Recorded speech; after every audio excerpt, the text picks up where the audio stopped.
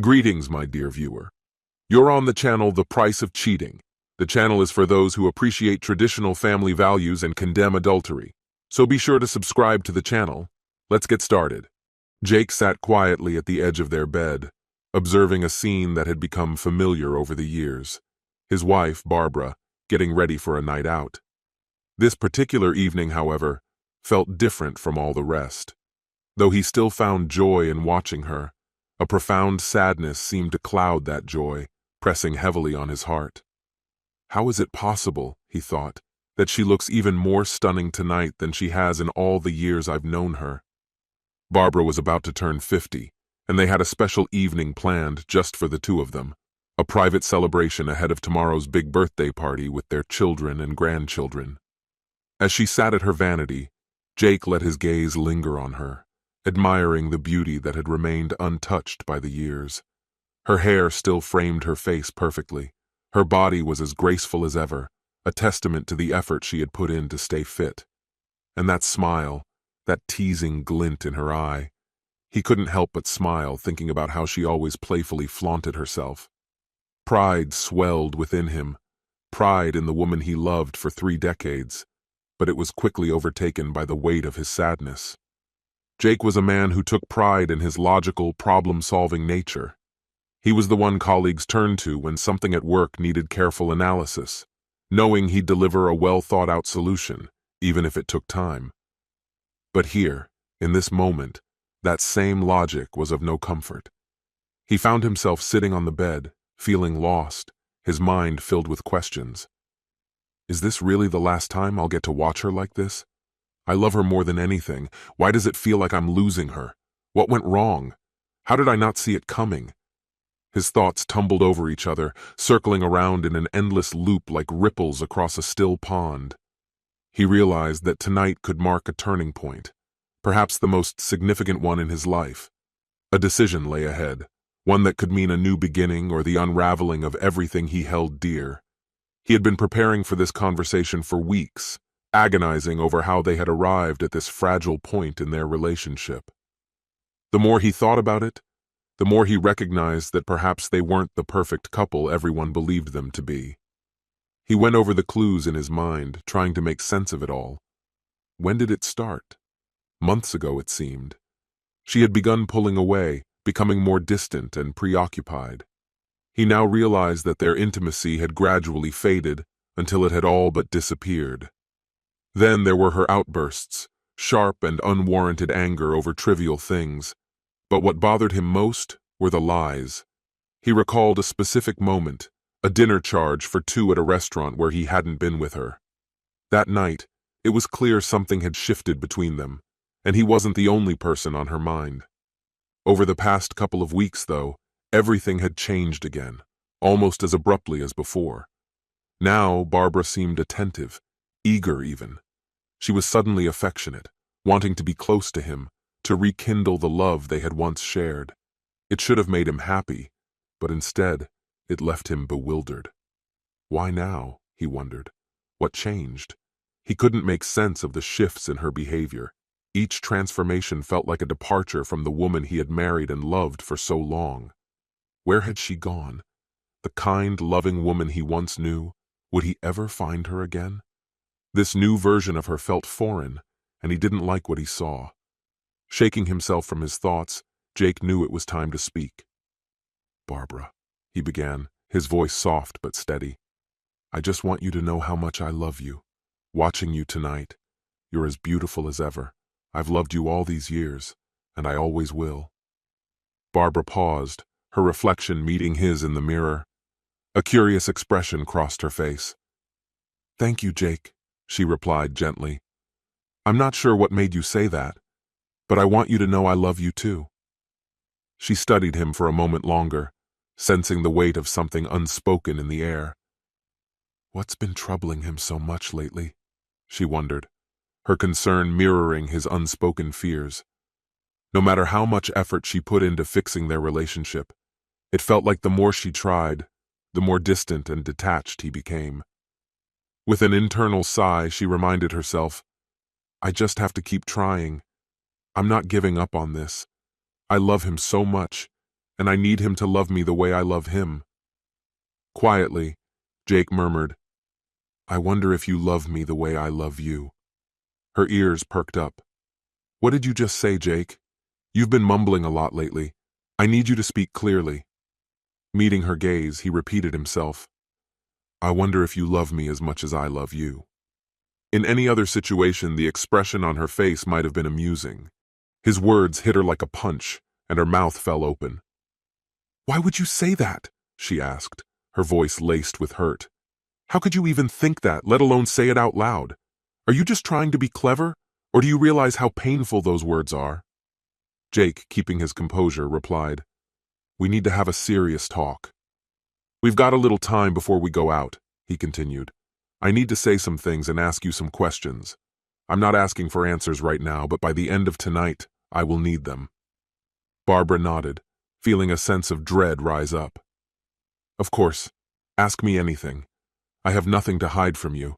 You're my husband, my partner." Jake almost couldn't help but smirk at her words. Tension rippled through his body, like a tightly pulled cord ready to snap. "Barbara, listen carefully. There are some things I need to say, and I don't want responses just yet. I want you to think about them tonight. Your honest answers are crucial for the future of our marriage." Oh God, this is it. He wants a divorce, she thought, panic settling in. But as he'd asked, she stayed quiet, suppressing the urge to speak. Jake, steady and deliberate, laid out his concerns, systematically walking her through everything that had been bothering him. "First off, you've practically shut me out of your life for months. Then, out of nowhere these last couple of weeks, you've been bending over backwards to please me, like you're trying to cater to my every need, even in bed. It's like I'm living with two different people. One minute, you're distant and unpredictable, and the next, you're trying to be my servant. For months, I felt like I was walking on eggshells, not knowing when your temper might explode. And then, there's the lies, over and over again, about where you've been and who you were with. The last straw was finding that receipt for dinner for two, and I know for a fact I wasn't the other person at that table. So here we are." Jake's eyes locked onto hers. "I think you've been cheating. I think the affair ended recently, and now you're trying to slip back into our life like nothing happened. So here's what I need to know. Do you want a divorce? Do you love him? How many times and with how many people have you cheated?" He paused, giving her a moment before delivering the final blow. "Do you still want to stay married? And if you do, will there be more affairs? What reason can you give me to convince me that staying married to you is worth it?" Barbara was silent, staring at him, completely frozen. Jake, noticing her composure, or what he thought was composure, was actually witnessing her utter shock and speechlessness. He stood up, his voice firm. "Finish packing. I'll be waiting downstairs. We're going to be late if you don't hurry." Somehow, she managed to gather herself and finish getting ready, meeting Jake downstairs. The evening stretched on, and despite the heavy conversation that loomed over them, Jake reminded her that he didn't want to discuss any of his accusations during dinner. To her surprise, she found she could almost enjoy the time spent together, though the extra wine helped. By the time they returned home, Barbara was drained. Exhausted from the emotional weight of the night and a little too tipsy from the alcohol, she knew she wasn't in the right state to continue the conversation. Complaining of a headache, she excused herself and quickly changed into her nightgown. Crawling into her side of the bed, she fell asleep almost immediately, escaping from the painful reality she would eventually have to face. Jake, seeing how exhausted she was, decided it was best to delay their discussion. Not wasting any time, he climbed into bed himself, deciding tomorrow would be a better day for answers. Once again, he'd had too much to drink the previous night and fell into a deep, undisturbed sleep. By the time morning came, Jake was the first to rise. After a quick shower, he headed to the kitchen to start preparing breakfast. The first thing he did was set the coffee to brew, as he knew Barbara would soon join him, just as she often did. She was never one to linger in bed for long. Jake was already seated at the table when she finally entered the kitchen. "Can I get you some coffee?" he asked. Maybe you'd like some toast or something light? I'll take some coffee, Jake, she replied. But I'll pass on the food. My stomach's not ready for it yet. After last night, with everything that happened and all the drinks, I think I'll just stick to coffee. Barbara, Jake said, his voice calm but firm. Last night I laid everything out. I told you exactly what I needed to say, and now it's your turn. This morning, you get the floor, so give it your best shot, and let's see where we stand. I've been thinking about what you said, Jake, she began, her voice soft but steady. I heard you when you told me how important honesty is. I've thought about it a lot. I need you to understand that you're the only man I've ever loved, and I haven't been with anyone else since the day we got married. I'll try to respond to everything in the order you brought it up. She took a deep breath before continuing. No, I've never wanted a divorce. There's no one else, no lover hiding in the background. So, no, I don't have anyone else to confess to you about. I've never cheated on you. I've always been faithful since the day we said our vows, and I don't want that to change. I want to stay married to you more than anything, and I will stay loyal to you for as long as we both live. That credit card charge?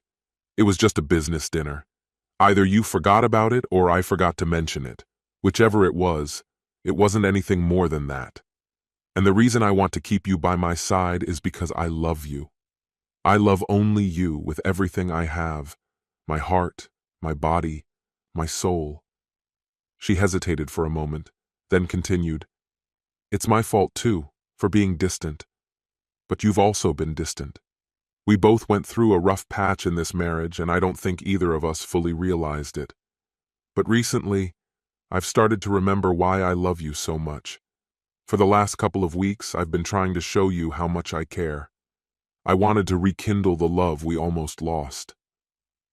Jake looked at her, meeting her eyes with intensity. Barbara held his gaze, her expression calm, unwavering. Jake, you have to believe me. I love you and only you. Jake continued staring at her, his face unreadable at first. But then, slowly, his expression began to change. Sadness crept over him, deepening with each second, until it looked as though he might break down.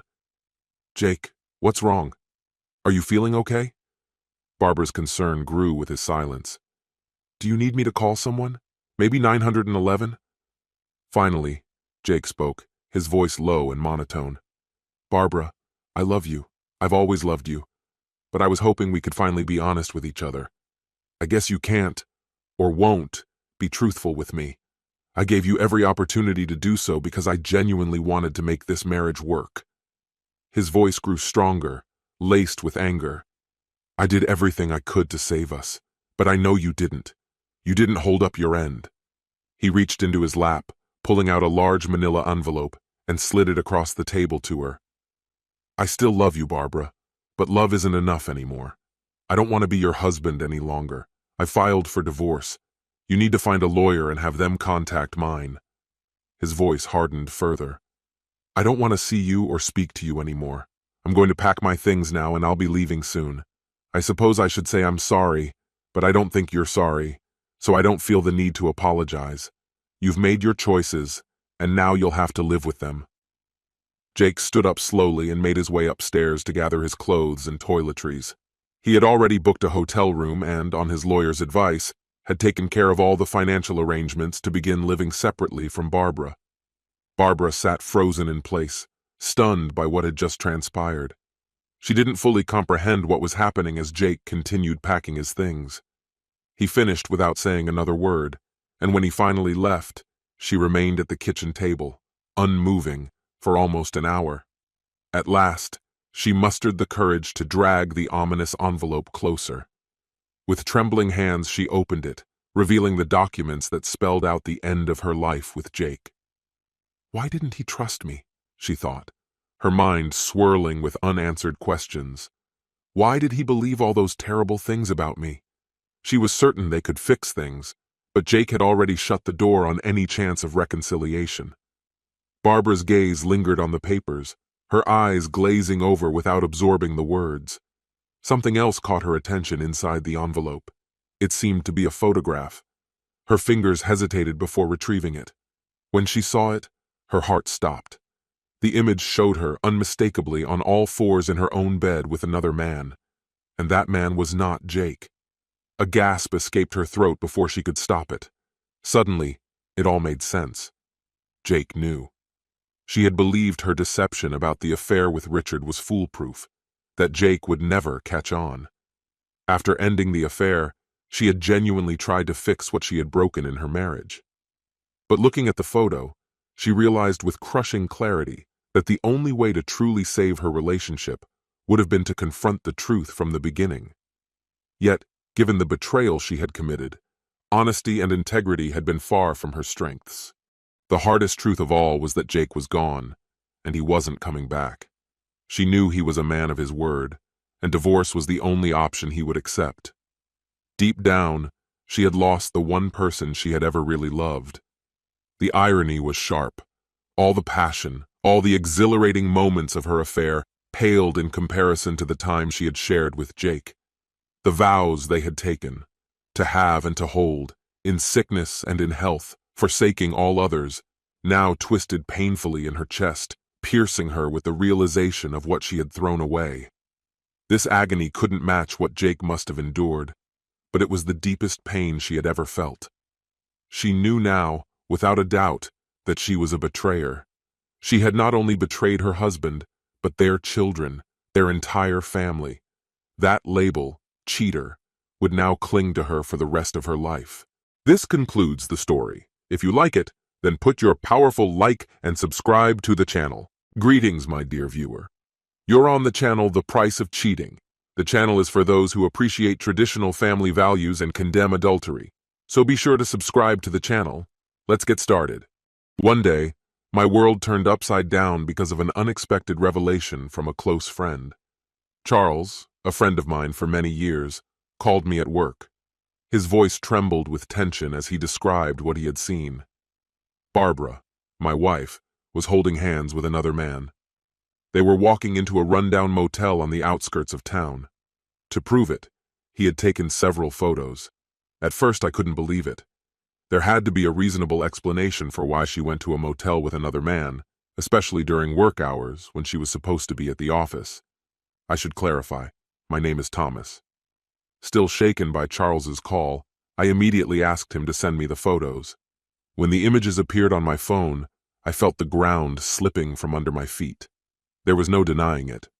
Barbara was in the photos. That evening, I tried to maintain my composure. I casually asked her how her day had been and whether she had gone out for lunch. To my surprise, she lied to my face. She calmly said she had eaten lunch at her desk. I raised an eyebrow and asked again, "Are you sure you didn't go out for lunch today?" Her reaction was immediate and defensive. "What are you trying to say, that I'm lying?" she snapped, without a trace of guilt. Although the photos and her lie didn't provide the full picture, it was more than enough to ignite my suspicions. Like many men in such situations, I decided to hire a private investigator. The detectives I approached were nothing like what I had imagined. Instead of meeting a gruff ex-cop in a smoky office, I found myself in a sleek, modern space run by two young, tech-savvy professionals. They were experts in finding information in the digital world that was inaccessible to regular people. Their services were expensive, but they assured me the results would be worth it. 10 days later, I returned to their office. They handed me a thick folder of undeniable evidence, photos, videos, and detailed reports. The truth hit me like a ton of bricks. Barbara was not seeing just one man, but two. One of them was Liam Byrne, a salesman from her work, with whom she had been having an affair for over 2 years. The other was Michael Miller, a mechanic she had started seeing a few months ago. The evidence was overwhelming, and I knew there was no avoiding the inevitable. My next step would be contacting a divorce lawyer. If this had been a one-time mistake, I might have found the strength to forgive her. But 2 years of infidelity? That was unbearable. The report even included transcripts of her conversations with Liam, showing that he wasn't the first man she had cheated on me with. Barbara felt perfectly comfortable living a double life. She enjoyed the stability and comfort I provided, but also found pleasure in her affairs with other men. While she had her own job, it was my business that gave us the comfortable lifestyle and paid for our children's college education. Meeting with the divorce lawyer was a sobering experience. I quickly realized that the legal system doesn't care about infidelity. Despite Barbara's actions, I would likely lose half of everything I had, and I might even have to sell my business to give her what she was entitled to. On top of that, I would probably have to pay monthly alimony, essentially financing her life while she continued her affairs. The only comfort was that our children were already grown and no longer lived with us. But the house? She would most likely get that too. I left the lawyer's office feeling more devastated and angry than ever before. The final blow came during a meeting with Margaret, my company's accountant. She came with great news. The business was thriving, and 3 new clients were about to raise its value to over $20 million. But as she enthusiastically explained the numbers, she stopped, noticing my indifference. "Thomas, I'm telling you that your hard work is finally paying off, and you look like you want to punch a wall," she said, confused. I took a deep breath and told her everything, about Barbara's infidelity, the grim outlook from the lawyer, and the possibility of losing everything, including the company. Margaret listened, expressing sympathy, and suggested postponing the meeting, understanding that I wasn't in the right state of mind to continue. She packed up her things and left, leaving me alone with my thoughts. The rest of the day passed in a fog, completely useless. Later in the afternoon, Margaret called again. "Thomas, can you stop by my office on your way home? I have an idea." At that moment, I was willing to do anything to delay going home and facing Barbara. Margaret led me into the office and closed the door with a sense of urgency. "First, I need to ask you a few questions," he said in a serious tone. "You've always told me that Barbara is hardly involved in your business, right?" I nodded, not quite sure where this was heading. "So she doesn't know that the company's value is about to skyrocket?" Margaret continued. "That's right," I replied. "I've never discussed business matters with her, and to be honest, we haven't been talking much at all lately." "Why do you need to know this?" I asked, feeling my curiosity growing. Margaret raised his hand to stop me. "Wait, I'll explain everything. But first, one last question. She doesn't suspect that you know about her affairs, does she?" "Exactly," I confirmed, shaking my head. "I haven't said a word to her, and I haven't confronted her about it." Margaret took a deep breath, his voice becoming firmer. "Here's the solution. You need to file for divorce, but don't rush into it. You remember what the lawyer said about how you'd be at a disadvantage if you divorce her, right?" "Yes," I answered. "He said I would lose a lot if everything went the usual way." "That's only if you go the traditional route with a straightforward divorce," Margaret explained. "But what if you could make her agree to your terms?" I frowned in confusion. "How do you suggest I do that? Are you implying I should blackmail her?" Margaret shook his head, dismissing the idea. "No, that won't work, especially when so much money is at stake. Blackmail won't be necessary. She'll agree to your terms herself, without even realizing what's happening. Have you ever heard of a tax divorce?" I looked puzzled. "No, what's that?" Leaning back in his chair, Margaret explained, "A few years ago, some couples would get divorced at the end of the year to lower their tax liabilities, especially if one spouse was earning significantly more. It became popular in December, and some couples saved enough money to afford lavish vacations before getting remarried. The government has since closed those loopholes, but I doubt Barbara knows anything about tax law." I thought about it. "I'm not sure, Margaret. She's mentioned several times that she doesn't really want a divorce. She just enjoys her little affairs while living off of me. She even hinted that she plans to quit her job so she can have more free time." Margaret smirked. "That's perfect. Her greed will play right into your hands. Tell her the business is growing, but with success comes higher taxes. Tell her you'll need to travel more, but she can quit her job and live the way she wants. She'll think it's a win-win situation. More freedom, more money." I raised an eyebrow. "And then what? Suggest a tax-free divorce as part of the plan, with the promise of a vacation to remarry afterward?" "Exactly," Margaret said with unwavering confidence. "We'll draft the paperwork on favorable terms. You'll keep control of the business, avoid paying alimony, and she'll be living in her fantasies. It's all perfectly legal." Is it really legal? I asked, still doubtful. Absolutely, Margaret assured me. I'll handle the paperwork. Your job is to keep everything a secret. If she gets suspicious, the plan will fall apart. You have to act like nothing has changed. The hardest part hit me at that moment. The real challenge would be controlling my emotions when I was already boiling with anger and resentment. It enraged me that she spent her Tuesdays and Thursdays with other men, lying to me about working late. The private investigators' reports were crystal clear. Tuesdays with a mechanic, Thursdays with a salesman. I managed to stay calm, suppressing my fury. A week later, Margaret had all the documents prepared.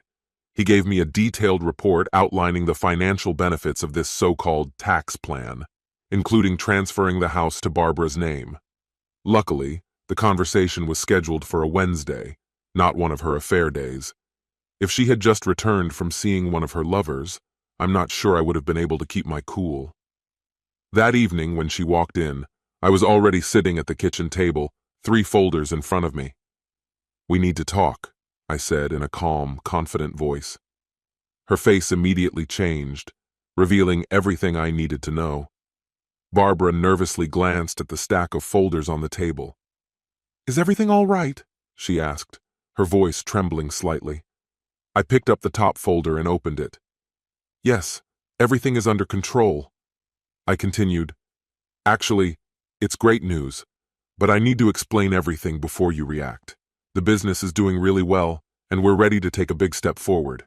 You know I've always made sure we were financially stable, but a significant portion of the profits has always gone back into the company.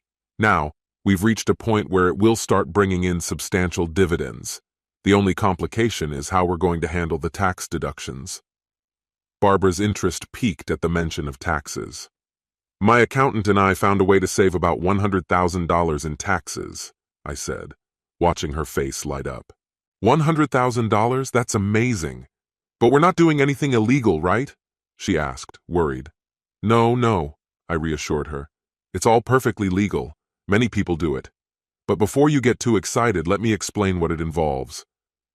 Barbara's patience was wearing thin. "All right, Thomas, stop dragging it out. What are you talking about?" she demanded. I opened another folder and looked at her. "It's called a tax divorce," I said, carefully observing her reaction. She gasped audibly. "Wait, let me explain," I quickly added. "It's a strategy some people use to avoid the spousal tax penalty. In our case, the new income would result in a huge penalty. Margaret, my accountant, told me that some of her clients file for divorce in December to avoid this, and then they use the saved money for a vacation and remarry in January. The only catch is that under the new rules, you have to stay divorced for at least 6 months, or it's considered fraud." Barbara looked stunned as she processed what she had just heard. "It would only be a divorce on paper," I said, trying to calm her. "Margaret mentioned that if we really want to maximize the benefit, we should stay divorced for a full year to get an even larger tax break in the second year. Of course, I'd have to work a bit more and travel occasionally, but the benefit for the business and for both of us would be significant. You might even be able to quit your job." I could see the thoughts spinning in Barbara's mind as she considered the potential benefits. "What else would we need to do?" she asked, her curiosity beginning to outweigh her doubts. "Well, we would need to officially file for divorce," I explained, pulling out another folder. "On paper, we'd split our assets. I would transfer the house into your name and divide the bank accounts. I'd also put the utilities in your name, but don't worry, I'll pay all the bills. In our day-to-day life, not much would change, but we'd be able to save a lot more money." She started to speak, but I quickly raised my hand to stop her.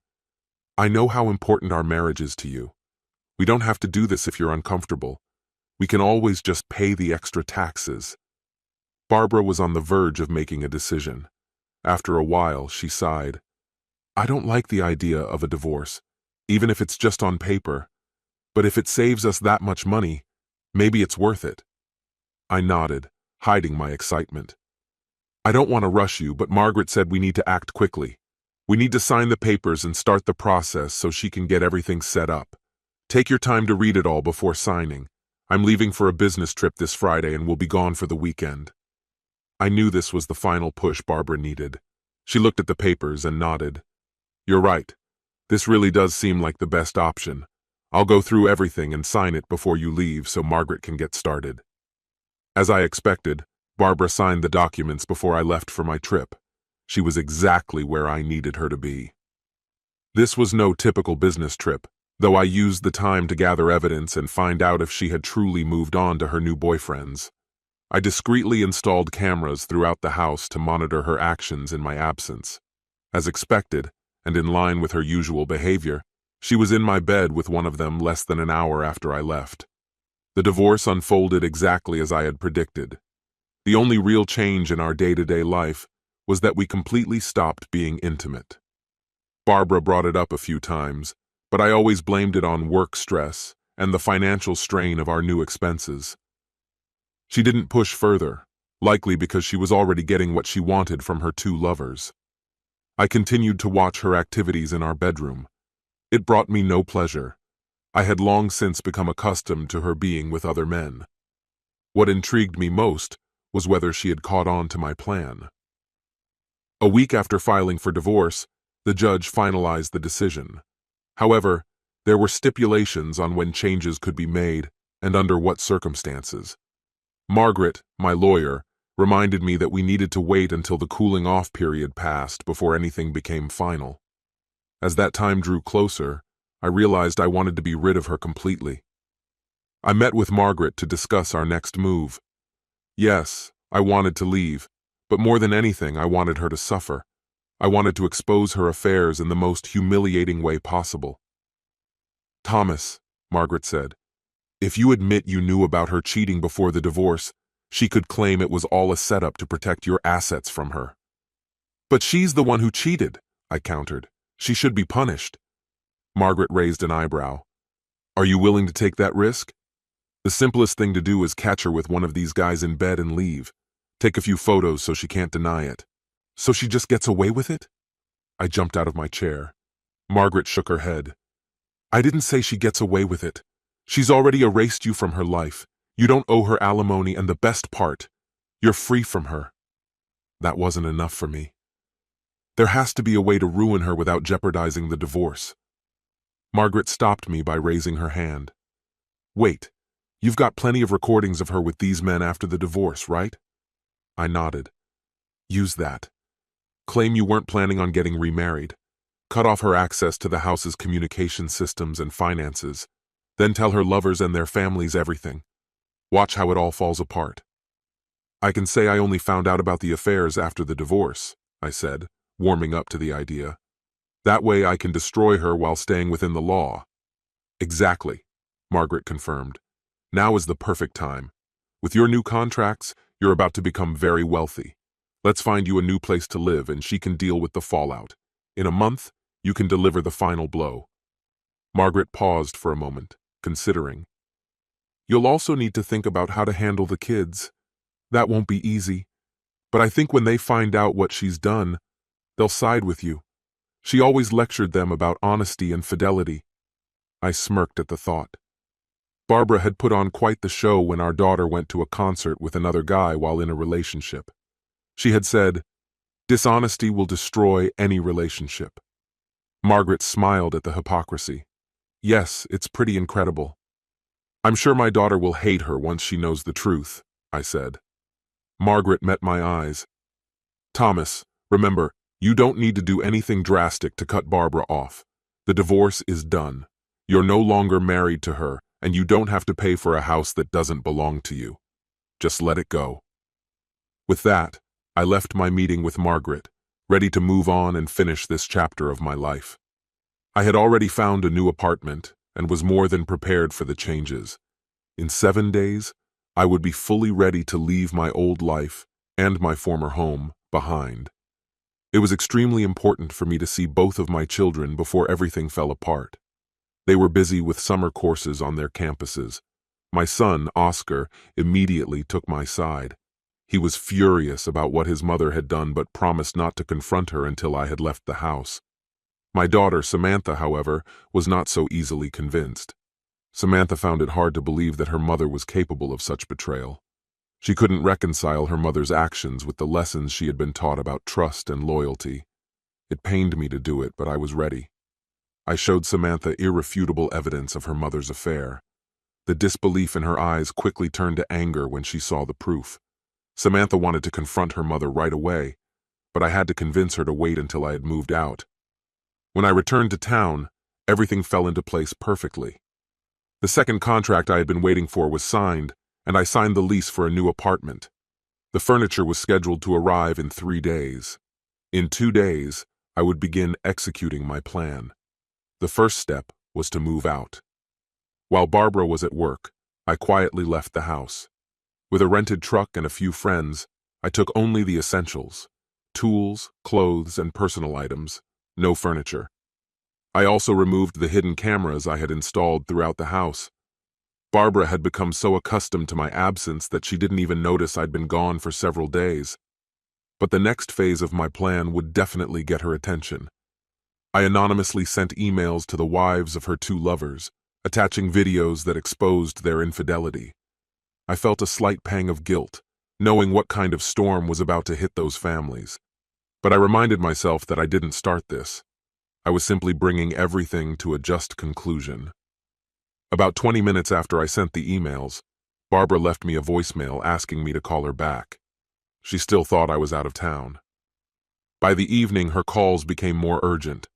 Eventually, she realized my things were gone. I continued to ignore her increasingly frantic calls and messages. Both of my children told me she had called them, sounding desperate, asking if they had spoken to me.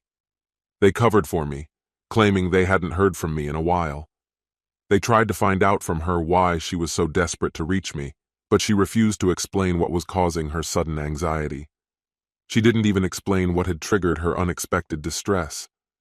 I let her stew in confusion for 3 more days without saying a word.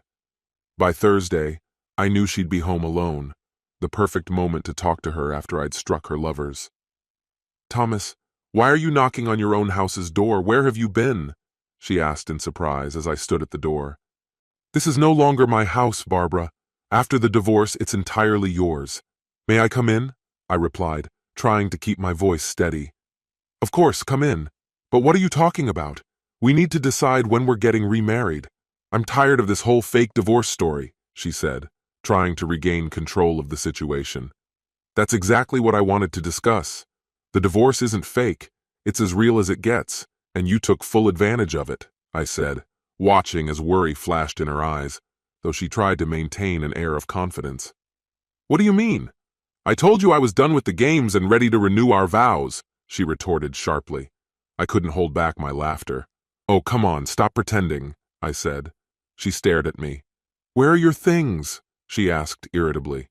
"You noticed? I moved out," I replied casually. "I couldn't sleep in the same bed where you had your affairs." She sighed heavily. "Let's just end this game, as you said." I fully realized that on Tuesdays and Thursdays, you meet with 2 different men, and this doesn't change even when I'm not around. Legally, we're not married, so I suppose technically you're not cheating. But your actions have led me to a decision. I will not be renewing our vows. You yourself destroyed 25 years of marriage. It's better for both of us to stay divorced, and that's why I left. Barbara's face quickly shifted from shock to rage. "What are you saying? No, that's not how it's going to be. We're still married, and the divorce was just a formality for taxes." She threatened legal action, insisting, "We're married, damn it! You can't just walk away." I stood my ground. "Actually, I can. It's completely legal. You signed the papers in front of the judge." She tried to argue. "One could claim you were deceived, but that's fraud, and I won't support you if you go down that path. It's a serious crime." Her anger intensified. "This is absurd. I know what you're up to. You found out about Liam and orchestrated this fake divorce to cut me out of your business." I shook my head in confusion. "Wait, what? Are you seriously telling me you were having an affair with Liam while we were still married?" She didn't deny it. Instead, she countered, "Who are you to talk? You told their wives behind my back, didn't you? You destroyed 2 families with your sneaky letters. Now both men have been kicked out of their homes and are caught up in nasty divorces thanks to you." I was stunned. "2 men? You've been with 2 this whole time?" Barbara tried to avoid answering. "What difference does it make? The divorce is legal, and you can throw as much money at it as you want, but it won't change anything. Maybe you should focus on explaining this to our children. I'm sure they won't be proud of their mother." Her rage grew. "You told them, didn't you? How could you involve our kids in this?" I remained calm. "Honestly, I should have told them a long time ago why we weren't renewing our vows." She wasn't giving up. "Stop playing games. We're still married, and that's how it's going to stay. Liam and Michael? They're in the past. They mean nothing. I love you. Yes, I made mistakes, but I want to fix them and be the wife you deserve." I sighed, feeling the weight of her words. "I'm glad you finally realized the damage you've done, but I think this lesson is one you'll need for your next husband, not me." Before leaving, I added, "By the way, I haven't told your parents yet. I'll leave that to you, unless you want me to do it myself." Her face turned pale. "My mom, it'll kill her." I nodded. She was already in shock when she found out, and I had to show her some proof, though I spared her the worst details to convince her. Barbara's desperation was obvious as she pleaded, "Please give me one more chance. I'll make it right. I'll be better." But my decision was final. As I walked away, her pleas turned into curses, with tears streaming down her face. She didn't stop there. She fought to annul the divorce, filing multiple lawsuits demanding the terms be changed. I couldn't help but find it absurd as she stood in court, openly admitting to her affairs with two men even before we separated. She claimed I manipulated the divorce for tax purposes to cut her out of my business. All the while, our children and her parents sat in the courtroom watching her lose control. As expected, the judge ruled against her, giving her a stern reprimand for her lack of accountability. After the hearing, my parents approached her, outraged by her betrayal. And then, in a moment no one expected, her mother delivered the final blow, a punch right to Barbara's face. Barbara turned to our children, Samantha and Oscar, for support, but they turned away from her, unable to reconcile with what she had become. In the end, neither of them wanted anything more to do with her. This concludes the story. If you like it, then put your powerful like and subscribe to the channel.